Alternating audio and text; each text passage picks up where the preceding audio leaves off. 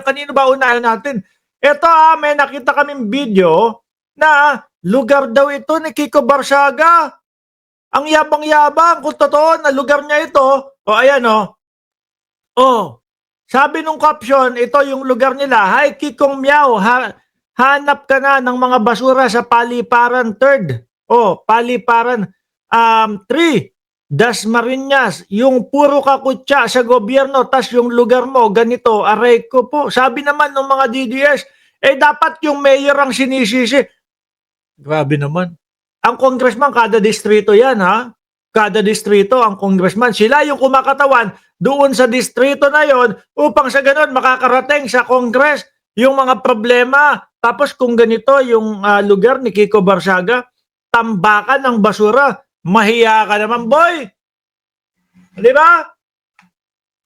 Maiisip talaga na may saltik ka kapag ganyan. Yung tipong puna ka ng puna sa gobyerno. Tapos eto, ganito naman ang itsura ng lugar ninyo.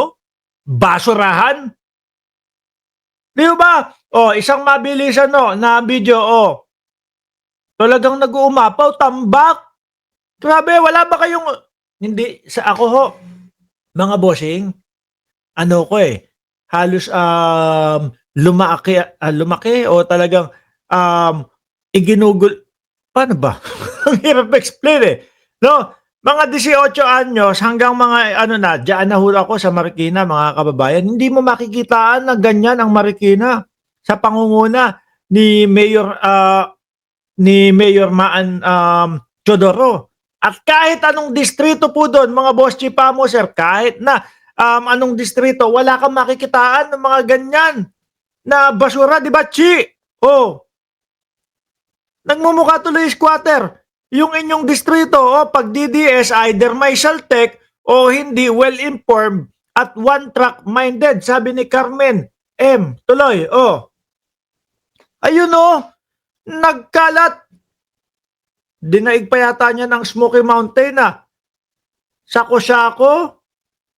Mano ba naman, ako, congressman ako dito sa distrito na ito, lagyan ko ng basurahan. Di ba? Lagyan ko ng basurahan na may tatlong ganito, ganyan. Tatlong nabubulok, hindi nabubulok, tapos may saltek. Di ba? Para lahat ng may saltek, doon ilalagay doon sa doon sa isang trash can. Hindi yung ganyan. Pagkayabang-yabang mo, banat ka ng banat doon sa gobyerno, banat ka ng banat kay Bongbong Marcos na bumibirada doon sa mga korupsyon na nangyayari sa bayan. Tapos ganito pala, distrito nyo, ang dumi naman pala. Diba? Malamang ho ito, mga boss chipamo sir, ang nagpasa o ang nagpakalat nito ay isang busit kay Kiko Barsaga na kalugar o kadistrito niya. No? Bagay, sabi naman ni Senator Ping Lacson, bawat pagtanungan niya iniisip hindi naman maayos ang utak nito. May tama ho. Diba mo, may problema ka sa pag-iisip pag ganyan ka, yung puna ka ng puna. Puna ka ng puna sa gobyerno, puna ka ng puna sa ibang tao, tapos eto naman pala, ang dumi ng lugar ninyo, nagkalat yung basura sa lugar ninyo.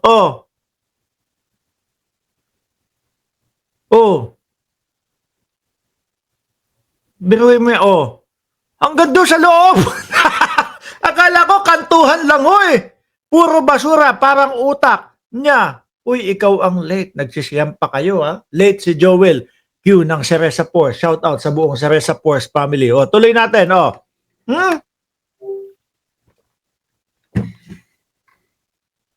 Hanggang doon ano yan? Maayos ba yan? Tapos nangangarap ka maging House Speaker, tapos parang nangangarap ka pa na maging presidente, tatayo-tayo ka doon sa podium na kinatatayuan mo, tapos hindi na intensyon ni Bongbong Marcos na ganito, ganyan. Hindi na pakay ni Bongbong Marcos o hindi na para sa Pilipino ang intensyon ni Bongbong Marcos. Tapos ganyan makikita mo, yan ang pinakahihintay ng taong bayan, ang pagbuklat ng bank account pala. Ako na nag-title tapos Nakakapyas. Ni Sara at Panay pati si Pulong at Baste ilabas ang sale nila sa loob ng 10 taon daw. Nako, mamaya natin pag-uusapan yan. Tuloy muna natin tong video pa. Dami At tingnan mo. At eto pa mga kababayan, hindi lang ito yung mga video na ipinasa sa akin. Sabi ni Ruel, lang yaka si Ruel, parang basura factory na yan, Kiko. Siguro walang ibang inatupag, kundi ho yung puro utos sa kanya, kung sino man yung nag-uutos sa kanya, sinasamantala yung kahinaan ng kanyang pagiging saltek. Kaya yan yung nangyayari. Dugyot ng dasma. Sabi, ayan, hi Kikong Meow Meow, hanap ka na ng basura sa paliparan 3rd o 3. Dasma, yung puro kakutya sa gobyerno, tas yung lugar mo, ganito. Aray ko po. Contagious, mga DDS, pati kami ni Joel, nagtuturuan na. Good morning, sabi ni Eddie Restole, shout out sa inyo, sir. Ano ba to? Wala na, ganyan na yan habang buhay. Dugyot na lang. Kawawa. Kung ako nakatira dyan, nako po. Hindi ko na iboboto sa susunod yung congressman namin. Walang silbi. Diba? Wala man lang mga paproyekto para maging maayos, maganda yung komunidad namin. Ang dugyot eh. Isa pang play. Tapos iwanan na ho natin to. Kawawa naman Kasi yung mga yung mga nag-aalmusal pakita lang natin kay Sir Simply Talkies Vlog. Shout out at suportahan nyo yung channel niyan bago natin alisin itong lugar daw, di umano, ni Kiko Barsaga na punong-puno po ng basura. Sabi nga po ni Sir Ruel, factory daw ho ng basura.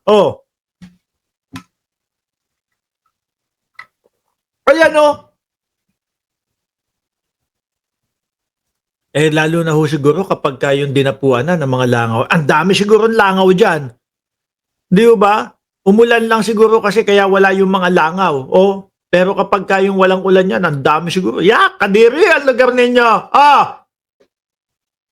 Pumunta, pasyalan nyo yung Marikina, mga kababayan. Naku po, wala kayong makikitang lugar na ganyan sa Marikina, mga bossing. Kahit sa Antipolo, wala kayong makikitang lugar na ganyan. Ngayon mga kababayan, dumako tayo sa pangalawa natin topic. Pupuntahan natin, ano ba yung pangalawa natin topic? Eto mga bossing. Sabi, ay grabe ang basura niya. Kadiri naman, sabi ni Simply Talkie, sabi ni Virgie Badiola, kadiri naman. Totoo. Alisin ko na yung basura.